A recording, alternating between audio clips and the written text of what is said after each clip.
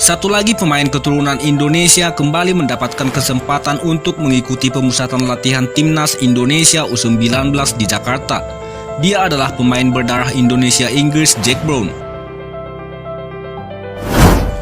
Jack Brown terlihat sudah bergabung dengan Bagas Kava dan kawan-kawan dalam latihan Timnas Indonesia U19 yang digelar pada Kamis 13 Agustus 2020. Hal itu bisa dilihat dalam unggahan Instastory akun Instagram resmi PSSI.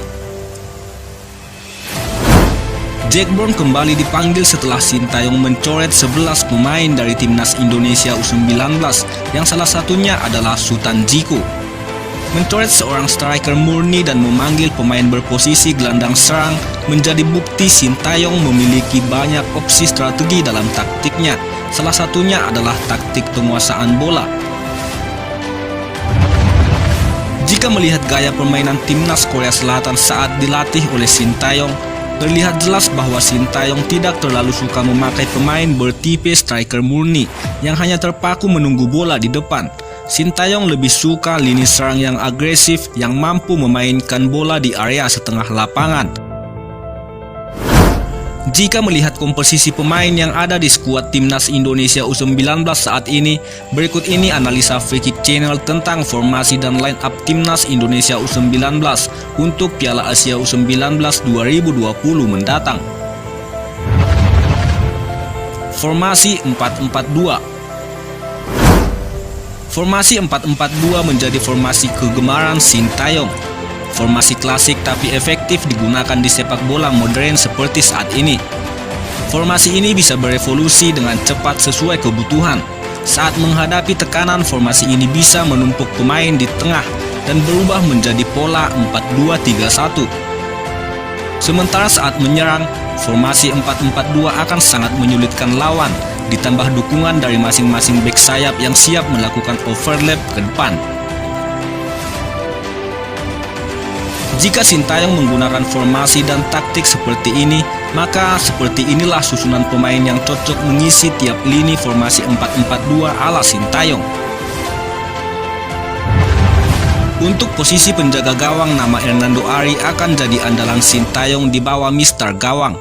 Meski tidak memiliki postur yang cukup tinggi, namun refleks dan insting penjaga gawang Persebaya ini patut diacungi jempol.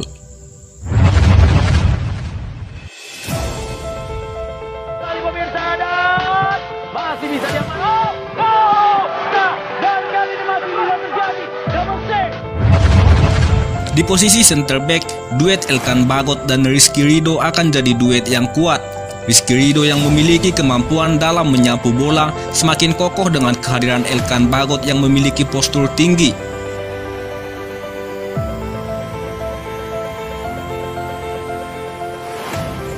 Selain memiliki tinggi 194 cm, Elkan Bagot juga memiliki ketenangan dan agresivitas yang tinggi. Duet ini diyakini jadi duet yang paling ideal di lini belakang Timnas Indonesia U19.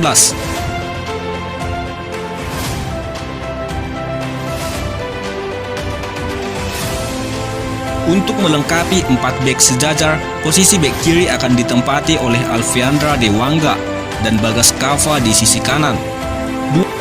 Dua fullback muda ini sudah tak perlu lagi diragukan. Untuk posisi dua gelandang tengah, Sintayong punya banyak opsi. Beckham Putra, David Maulana, Brilian Aldama, dan masih banyak lagi pemain tengah berkualitas di skuad Sintayong saat ini.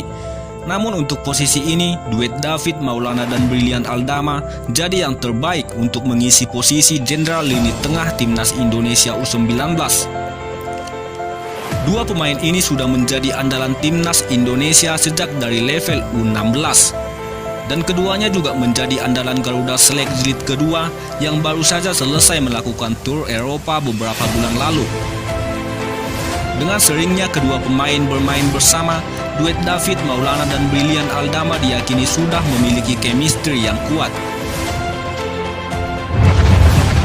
Untuk posisi sayap Timnas Indonesia, Witan Sulaiman akan jadi andalan Timnas Indonesia U19 dalam membangun serangan dari sisi kanan, dan Muhammad Fajar Faturrahman di sisi kiri sayap Indonesia.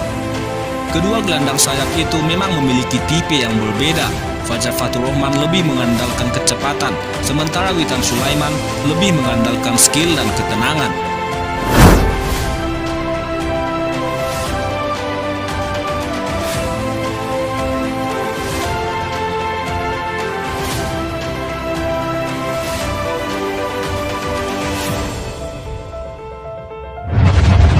Untuk posisi penyerang, disinilah perbedaan skema 4-4-2 ala Sintayong dengan skema 4-4-2 pelatih yang lain.